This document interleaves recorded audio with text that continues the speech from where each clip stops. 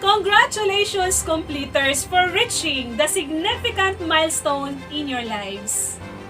Teachers use themselves as bridges over which they invite their students to cross. Then, after facilitating their joyful crossing, they encourage their students to create bridges of their own. Children should have a helping hand and a shoulder to lend so that they can have the life that they want. Of course, our dear parents also have a big role for their children to have the life that they deserve. To give gratitude to our dear teachers and parents, please welcome Georgina May D. De La Serna with honors for her address of thanks. Without the inspiration, drive, and support from the people who loved and cared us, we might not be the persons we are today. To Minister of Basic, Higher, and Technical Education, Minister Muhagar M. Iqbal, our Skills Division Superintendent, Dr. Concepcion F. Balawag, CESO 5, Education Program Specialist in Araling Panlipunan, Dr. Edna H. Cerneo, Public Schools District Supervisor, Estrelita B. Tan. Our Schools Head, Marilyn E. Dalamio, Assistant Principal, Leo P. Dalamio, Deputy President, Dato Abel P. Ayunan, Barangay Chairman, Dato Bimbo Pasawiran, teachers, guests, parents, fellow completers, ladies and gentlemen, good morning. I grew up that the biggest challenge in my life with my family is poverty. At a young age, I already experienced that before going to school, we need to sell the varieties of food like suman or alope. My father is a construction worker. There are times that he will go home with a sad face, for he didn't receive his salary. My mother is always tired of doing household chores. There are also times that people belittled us, saying we could not make it. Despite being discouraged, it motivates me to work hard and strive to excel in academic. From there, I come up to the realization that it was just a challenge that turned out to be one of my greatest blessings in life. Behind this success, let me take this opportunity to express my sincere thanks and gratitude to all the people who made this journey possible. To my parents, Ma and Pa, no words can explain how grateful I am to have you as my loving and very supportive parents. You two with my siblings are the best. You are all my inspiration in life. To my fellow completers and friends, thank you for all the memories that we shared through ups and downs of our junior high school journey. These priceless memories made my high school life truly remarkable. This event marks an amazing milestone of our lives. The school year might have ended in a way that is far from what we are expected, but it is still worthy to celebrate and harvest the fruits of our hard works during the past 4 years. It's okay to be weak and rest at time, but be sure never to quit. Thank you, Georgina, for that heartwarming message. Today's affair is not complete without being graced by a special person of sincere service and action who will deliver his words of encouragement and wisdom to our completers. To know more about him, let us welcome our very own Ma'am Sheredy G. Kanakan, English Department Head, to do the honor in introducing our guest speaker. Assalamualaikum warahmatullahi ta'ala wabarakatuh. A pleasant day to all of you. For this momentous event, I am proud to introduce to you our guest speaker. He graduated his elementary at Dato Ayunan Elementary School last 2004 and spent his high school days at Dato Ayunan National High School and graduated last 2008 with the following awards: Best in ICT, STI College Award for ICT, AMA University ICT Award, President Gloria Macapagal Arroyo Award of Outstanding Achievement in Student Leadership, President Gloria Macapagal Arroyo Award of Outstanding Achievement in Skills Development and Entrepreneurship, President Gloria Macapagal Arroyo Award of Outstanding Achievement in Culture and Sport, and a second honorable mention. Finished his Bachelor of Science in Computer Engineering at STI College in Davao last 2013. He is also a Genesis Exchange student under Risk Reduction Management and Recovery Effort Program in Future University, Hakodate, Hokkaido, Japan.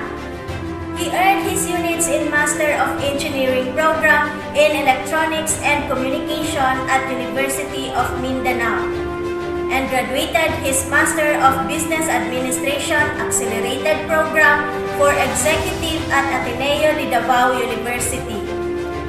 He earned his units in Doctor of Management in Leadership Organization at Liceo de Cagayan University, and he is now continuing his doctorate degree in Business Management at Xavier University, Ateneo de Cagayan. Our guest speaker for this special event is a 29-year-old from Davao City, a member of Philippine Tohoku Japan Goodwill Ambassador, and a Deputy Manager of Evergreen Line Philippines. Please help me welcome Sir Sergiris Alcantara Ortega.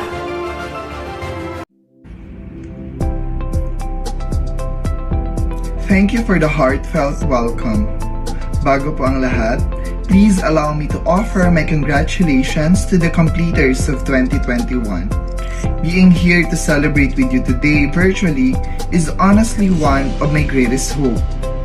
Di ko lubos akalain, mula nang ako'y nagtapos sa ating alma mater 13 years ago, that I would have the privilege of talking with a future graduating class of this momentous occasion. Giving speeches are challenging. Alam ko kung gaano kahirap ang pagsasabi ng isang bagay na alam ko naman na hindi ganun kadali mapaniwalaan. And talking in front of my former teachers, mentors, and advisors is particularly nerve-wracking. I feel as if I'm going to be graded again. This ceremony is designed to mark the end, one phase of your lives, and the beginning of the next. When I sat in your place, I was overwhelmed with excitement, already a bit nostalgic about my years at Dato Ayunan. I remember before entering the first room in the second floor of the main building, that was one Newton's room, in which I was able to learn to be responsible with my first advisor, Miss Godio, who is now Mrs. Solitario. Tends to be my aunt also, that gives more pressure on my freshman days. Then, for my second year, we were able to use the unfinished second building. Tumutulo kapag umuulan at maputik ang sahig. No less than our old 2 Rizal room with Mrs. Salas. Di ko rin makalimutan ang aming napakagandang classroom noon sa dulo ng second floor ng main building. 3 Neon's room with my advisor, Miss Agnes Rumor. And of course, sino ba naman ang makakalimot sa senior years ko, being one of the 4 Hope student. Diyan mismo sa likuran ng covered court, kung saan tahasan kong ginawa ang lahat para lang makapasok sa honor list. Dahil nga gusto kong magtapos na may karangalan. Di ko rin makakalimutan na isa nga ako sa naging leader sa pagtatag ng Dato Ayunan Drum and Lyre Corps sa tulong ng isa sa pinakamabait kong guro, si Mrs. Manibel. Siyempre, isa rin ako sa manlalaro ng ating paaralan sa swimming at Arnis. Naging math wizard din, kalaunan nagtapos bilang second honorable mention. But now, I still continuously strive and nervous about the new chapters of life that were waiting for me to write. Sa tingin ko, okay naman ang kinalabasan. And I know, mas magiging okay din ang resulta ng inyong pagsisikap. I don't really need to talk about jobs or the host of practicalities that you will attend to over the senior high on the next months and years. Your junior high education has given you the tools in order to succeed: analytic, communication, problem solving, and leadership skills. Sa kabila ng pandemya, nais ko lang ipaalala sa inyo na dapat ay magpatuloy pa rin tayo. Kailangang mag-adapt sa new normal at ipursige ang mga gusto nyo sa buhay. Our alma mater also has terrific services to help you at this situation and uncertainties to be successful. Let me assure you, you will be fine. Before you walk across this stage, I would like to talk with you about the less pragmatic but equally important things that I believe the Dato Ayunan National High School Junior High have done for you and me. What makes our alma mater such a unique place to grow as a person? We could cite many factors, but in this very institution, I was able to begin dreaming. Here, I was able to realize the big challenge of life, that also according to Jim Rohn, you can have more than you've got because you can become more than you are. Subalit sa kabila ng lahat ng hirap ngayong pandemya, hanggat patuloy mong sinasabayan ang pagbabago, makukuha mo pa rin ang gusto mo. Huwag kang susuko. Same with the theme of this year's completion ceremony, strengthening quality of education amid the pandemic is one approach that our institution's strategy in order to adapt the current situation so that they can continuously offer relevant knowledge and trainings for all of you. You and I have been fortunate, haven't we? Dato Ayunan National High School has provided us with an unusually free environment to pursue knowledge, to learn and dream to become successful. However, we need to remember that success is something you fascinate and attract, not something you chase and pursue. Success is looking for a good place to stay. So instead of going after it, make yourself a good place and be the right person where success possible to live on. Go and grow and invest on your personal development. Continue your journey. In real scenario of life, the true question is not what you're getting. Instead, the real question is, what are you becoming? Because true happiness is not contained in what you've get. Happiness is contained on what you become. So, what do I wish for you? I want to encourage you to take the idea of freedom that they have found here in our alma mater and live that ideal wherever you find yourselves. Living freely creates more freedom. I want you to continue your interest in education despite of these uncertainties. Even if not everyone here becomes a professional or skilled person, I want you to live passionate lives. I want you to engage people who are different from you. Be open to everyone. And I want you to live and speak with integrity. These values are dear to us as alumni of this institution, as a human. Thank you, congratulations again, and as St. Ignatius said, go forth and set the world on fire. Thank you, Sir Jarius A. Ortega, for being an instrument for inspiring the completers. I do believe that the secret behind the students' success in school are not only teachers. Much of their success are credited to their very supportive parents. to recognize the people behind the success of today's celebration. Let us then hear the words of gratitude as closing remarks by Sir Leo P. Delemio, our Assistant Principal. Congratulations, completers, as well as to your parents. Today you have achieved what you have dreamed of. A big leap in pursuit of higher education or in search of a job. Your batch is truly victorious over this pandemic. A round of applause for all of you. Completion is not the end, but rather beginning of another stage of your life. A bigger and more challenging world awaits you.